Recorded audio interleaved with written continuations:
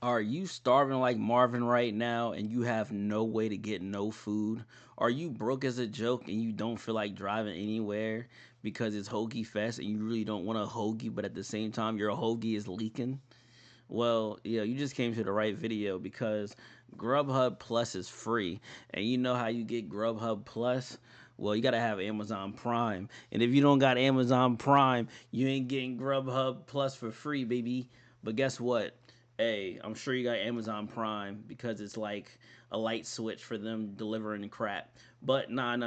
In all truthfulness, though, if you have Amazon Prime, definitely you are able to link your Grubhub Plus, or if you have Grubhub, to get Grubhub Plus on your account for free. So it's an additional feature that you get for being an Amazon Prime member.